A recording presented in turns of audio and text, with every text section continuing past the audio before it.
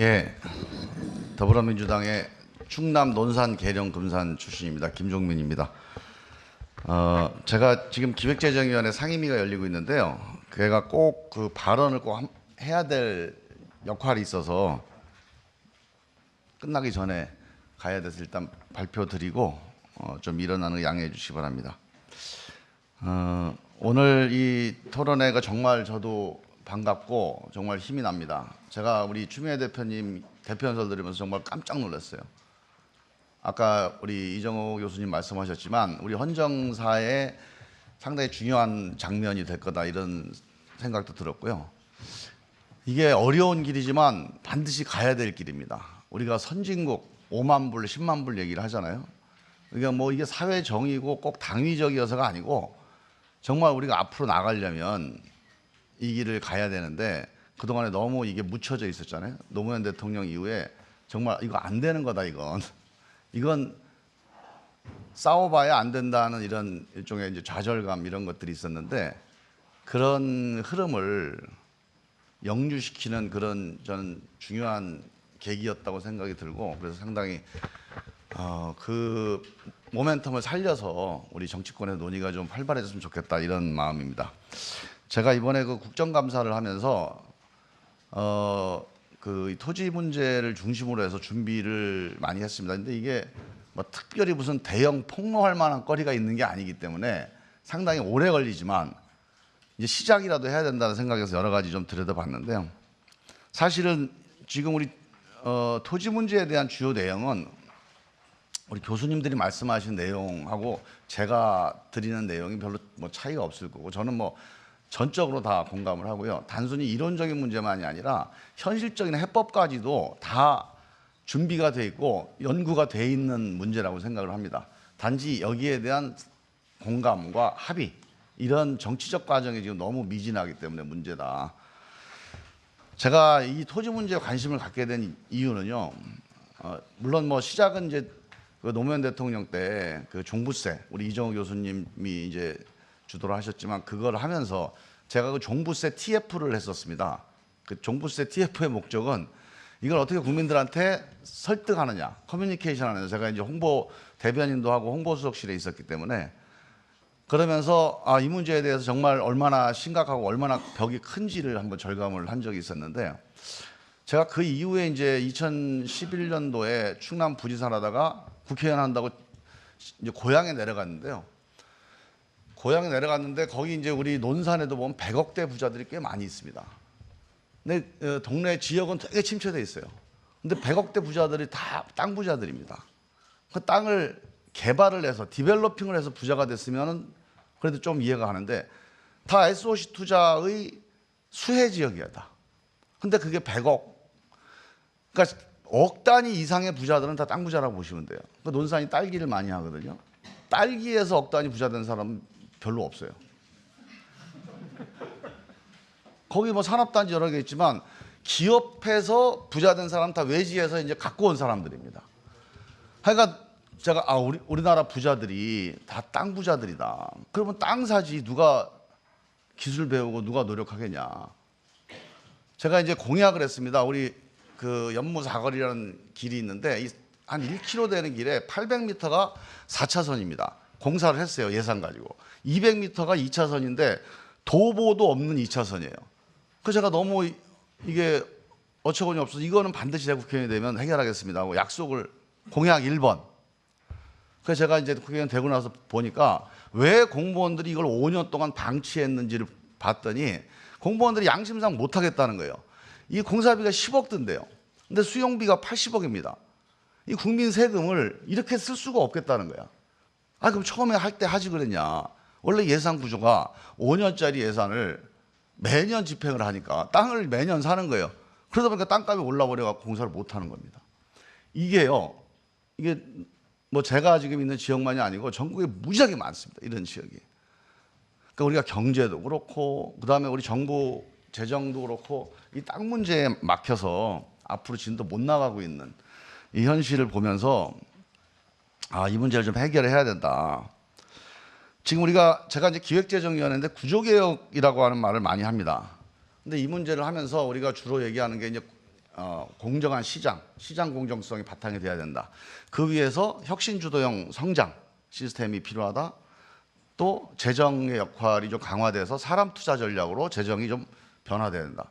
다 맞는 얘기입니다. 이게 노무현 대통령 때 우리 이정호 교수님 정책실장 할 때 만들어 놓은 기본 방향이에요. 우리가 양극화와 저성장 이 착종을 돌파하려면 공정한 시장, 혁신주도 성장, 사람 투자 전략. 뭐 이번에 요즘에 이제 소득주도 성장이라는 이름으로 조금 바뀌어 있습니다만 같은 의미죠.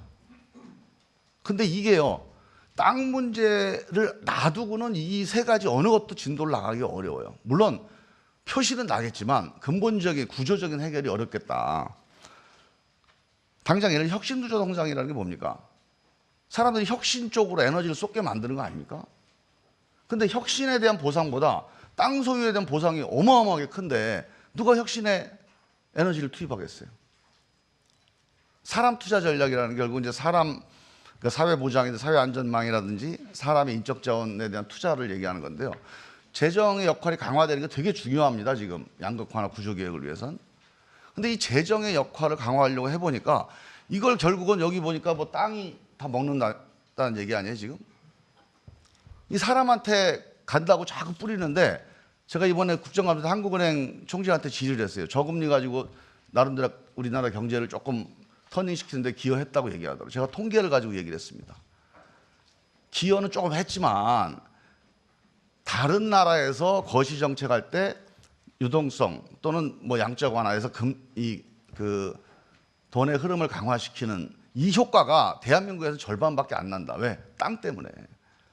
그 거시 정책에 대해서 다른 나라 성공했다고 해서 우리도 비슷하게 성공할 거다? 그렇게 보면 안 된다.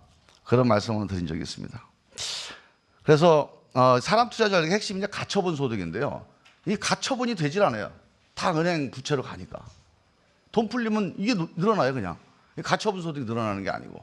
이 구조를 뭔가 바꿔내는 이런 게 필요하다는 거고요. 이게 70년 적폐입니다. 땅이 농지개혁 이후에 몇 번의 우리 땅 문제에 대한 정책적인 고민이 있었습니다. 그 첫 번째가 이제 우리 박정희 정권 때 78년 88 조치 이후에 제가 청와대에 있을 때 이제 그 당시에 70년도 후반에 초임 사무관을 했던 분한테 들었던 증언이에요. 경제기관의 사무관을 갔는데 청와대에서 차출이 돼가지고 TF에 들어갔답니다. 그 뭐 하는지도 모르고 한 몇 달 TF를 했는데 그 TF가 토지 국유화 TF였어요. 그래서 그 토지 국유화 안을 만들었대요. 그러니까 그게 이제 내용을 따지면 싱가포르 안 정도랑 비슷하지 않을까 싶은데 그때 이제 백지 계획하고 이 토지 국유화 이게 박정희 정권의 가장 큰 고민거리였던 모양이에요. 그래서 발표까지 앞두고 마지막 경제기획원하고 조율하던 과정에서 남도구 부총리가 그때 이제 박정희 대통령이 청해대 진해에 있는 청해대에 있었는데 헬기 타고 내려가서 1박 2일 동안 설득해서 보류를 시켰다고 그러더라고요. 그래서 그 안이 그때 만들어 놨던 안이 있었는데 하여간 그게 그 이후에는 이제 그냥 묻혀버렸다 그런 얘기를 하더라고요. 하여간 그때 뭔가 있었고 그 다음에 90년에 문희갑 영재수석이 토지 3법, 토지공 개념 이 시도했다가 위헌 판결로 또 좌절됐고요. 그리고 이제 노무현 대통령 때 이정우 교수님 등 이제 해서 종부세, 보유세. 근데 이게 성공을 못했잖아요, 다. 그러니까 농지개혁 이후에 70년 동안 쌓여져 있는 적폐라고 봐야 됩니다, 이게. 그래서 이 문제에 대해서 좀 새로운 변화가 필요하다. 제가 이번 국정감사로 몇 가지 통계를 좀 한번 잡아봤는데 뭐 다 아시는 거긴 하지만 자료를 제가 조금 자료가 좀 잘못 전달돼 가지고 좀 새로운 자료로 드렸거든요. 그래서 제가 다시 나눠드린 자료를 보시면 일단 우리 땅이 어떤 상황인지를 보여주는 게 이제 국부 중에 토지 자산의 비중은 53.36%인데 부동산 전체 건물까지 합치면 86%입니다. 예, 국제적으로 비교해 보면 선진국들이 되게 포트폴리오가 부동산, 그다음에 그 주식, 그다음에 현물 이게 대개 한 40, 30, 30 이렇게 되어 있는데 우리가 80%나 되니까 이 비중, GDP 대비 비중도 OECD의 한 2배 정도 됩니다. 토지 가격이. GDP 한 4.2배 정도 되니까요. 그다음에 이제 우리 소유 문제. 제가 이번에 통계를 잡으면서 역시 놀란 게 개인 1%가 차지하는 비중, 법인 1%가 토지 전체 차지하는, 특히 법인 1%가요. 전체 우리 법인 토지의 72%를 차지하고 있습니다. 이거 엄청난 거예요. 그래서 사실은 우리가 토지 문제 해결해서 법인 상위 1%의 이 토지의 과다 소유 문제, 이 문제를 집중적으로 고민을 할 필요가 있겠다. 그런 제안을 좀 드리고요. 그다음에 뭐 자세한 내용하고 자료 좀 보시면 되겠고, 뭐 비사업용 토지, 비업무용 토지, 투기성 토지가 많다는 거, 이것도 이제 중요한 문제고요. 중요한 게 최근에 제가 이제 100대 기업의 지난 10년 동안에 토지 보유 상황을 한번 조사를 해봤습니다. 이번 국정감사 때. 근데 우리가 사내 유보가 많이 됐다, 이 문제를 제기를 많이 해요. 사내 유보가 대개 한 110% 정도가 증가됐어요, 10년 동안에. 그런데 기업에서 억울하다고 그래요. 현금성 자산이 한 10%밖에 안 된다. 다 투자된 거다. 근데 그 투자된 거에 많은 비중이 토지에 들어가 있습니다. 대기업, 100대 기업의 지난 10년 동안에 토지 가액이, 그 토지 규모는 거의 비슷합니다. 10년 동안. 근데 토지 가액은 거의 2배나 뛰었어요. 그러니까 이거를 보면 되게 이런 겁니다. 대표적인 예가 충청남도의 대기업, 100대 기업이 소유했던 땅을 한 1,000만 평방미터를 팔아버립니다. 그리고 수도권, 경기도하고 서울, 인천 땅을 사요. 그 이유가 뭡니까? 이명박 정권 때 수도권 규제 완화가 되니까 이제 충남으로 내려오던 이 흐름이 유턴되잖아요. 그러니까 충남에 있는 땅의 가치가 없어지는 거예요. 자, 이런 상황들이 되게 이제 우리 그러니까 결국 이게 뭐냐면, 우리가 기업이 돈이 많으면 투자를 할 거다. 투자거리가 없으니까 투자 못한다, 이렇게 생각하는데 더 좋은 투자거리가 있는 거예요, 지금 대한민국에. 그러니까 중국보다, 미국, 실리콘밸리보다, 이스라엘보다 대한민국 기업은 더 좋은 혁신 내지는 신성장 동력 사업보다 더 좋은 투자거리가 아직 남아있는 거죠. 이 문제에 대한 고민이 필요하다. 뭐 민생의 걸림돌, 집값, 전월세, 상가임들, 이건 아까 추미애 대표님께서 말씀 주셨지만 아마 그건 뭐 워낙 잘 아는 얘기고요. 아까 제가 말씀드렸듯이 정부 재정 투자의 걸림돌, 이 문제도 심각합니다. SOC 사업의 과다한 건설 보상비, 제가 1,000억 이상 되는 SOC 사업을 한번 쭉 조사해봤거든요. 대개 사업 기간 내에 딱 50%가 오릅니다. 땅값이. 아니, 사업비가. 그러니까 이게 기재부의 가장 큰 고민이에요. 사업을 결정해놨는데 진행되면서 50%가 올라요, 사업비가. 그러면서 맨날 갈등이 벌어지고 포기하는 사업이 많이 생깁니다. 어떤 경우는 800배까지 올라요. 어마어마한 일이죠. 그리고 문제는 기재부에서 고민을 안 합니다. 이제 안 하지만 문제는 SOC 투자를 하면요, 주변 땅값이 오르잖아요. 그러니까 SOC 투자를 하면 국민민복을 위해서 하는 건데, 민생을 위해서 하는 건데, 땅값이 오른다는 거는 그 땅을 쓰는 사람들한테는 큰 부담이 되는 거거든요. 거시정책의 약간 효과, 아까 제가 말씀을 드렸지만 여기 자료를 보시면 우리가 2014년 초이노믹스 때 저금리 정책이 유동성을 보강하면서 GDP 성장에 기여했다, 이렇게 다 얘기를 합니다. 근데 보니까요, 2014년 이후에 설비 투자나 지적재산을 투자하는 GDP 대비의 비율이 떨어집니다. 오히려 더. 유동성이 강화됐는데 기업의 생산적 투자는 떨어지고요.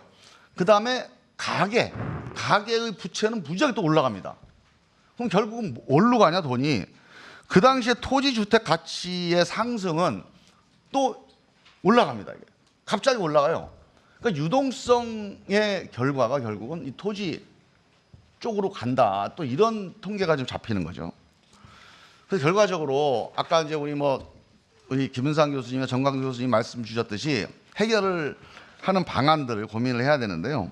저는 이제 근본적 접근이 필요하다. 단순히 부동산 집값 잡는 정책이 아니고 기본적으로 토지에 대한 보상보다 혁신에 대한 보상이 훨씬 더 크다, 의미가 있다, 가치가 있다, 이런 프레임으로 좀 바꾸는 근본적 변화가 필요하다. 아까 말씀 주셨지만 점진적인 변화가 필요하다. 이게 엄청난 이제 이해관계가 부딪혀 있기 때문에 하루아침에 되기는 어렵다고 보고요. 그다음에 전략적 접근이 필요하다. 이거 아까 다 말씀하지, 이자 공제형 제도 같은 이런 게 다 이제 전략적 접근인데, 하여간 뭔가 국민적 합의를 이루어 나가기 위한 기본적인 전략적인 대안이 필요합니다.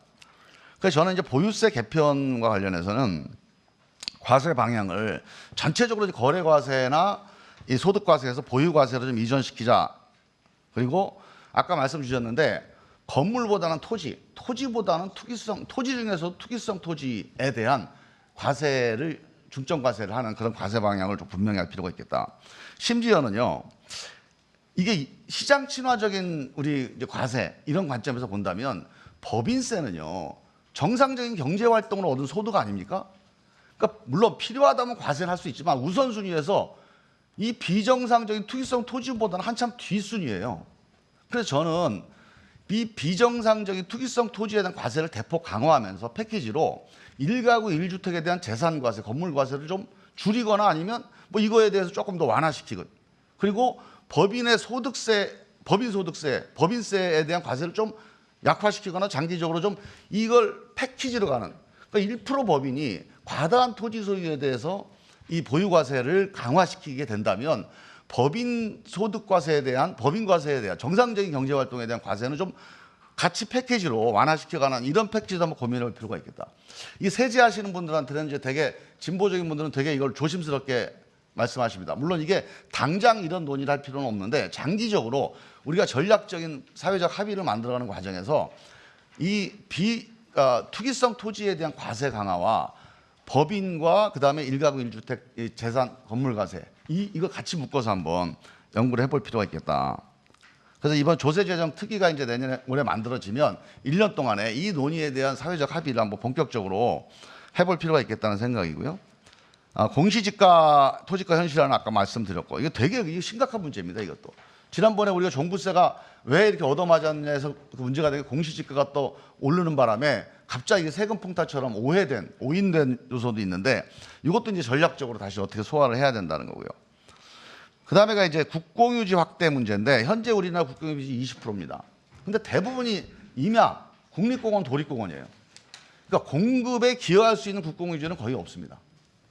그래서 기본적으로 개인과 법인 소유의 독점적인 소유가 공급을 좌우하기 때문에 이 문제가 안 풀리는 거니까 이 국공유지 확대인데요. 이게 토지은행이 2009년도에 설립이 돼서 지금 실제로 법적으로 기능하고 있어요. 근데 안 되고 있습니다. 이 토지은행 문제 다시 한번 검토를 좀 해봐야 된다. 그래서 실태 파악이 필요하다. 이거 국정감사에서 느꼈던 게요.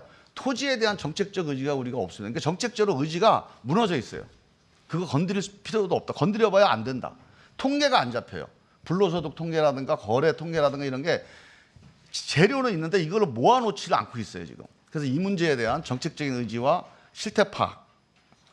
그다음에 마지막으로 국민적 합의. 아까 개헌 말씀하신 제가 이제 개헌특위위원이어서 이 문제를 제기했는데 우리 자문위원님들이 제기하신 거 말고 개헌특위위원들 내에서는 제가 제기한 이후로 한 분도 여기에 찬성 의견을 안 하세요.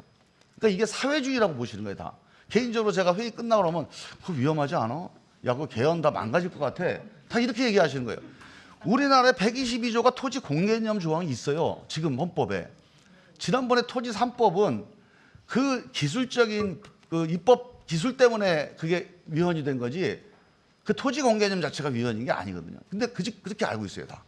그러니까 지금 이제 122조 이 경제재정 조항, 그다음에 23조에 있는 재산권 조항, 이 두 가지에 대한 헌법 개정. 그래서 여기에 투기에 대한 제한, 이 문제가 반드시 명시가 돼야 됩니다.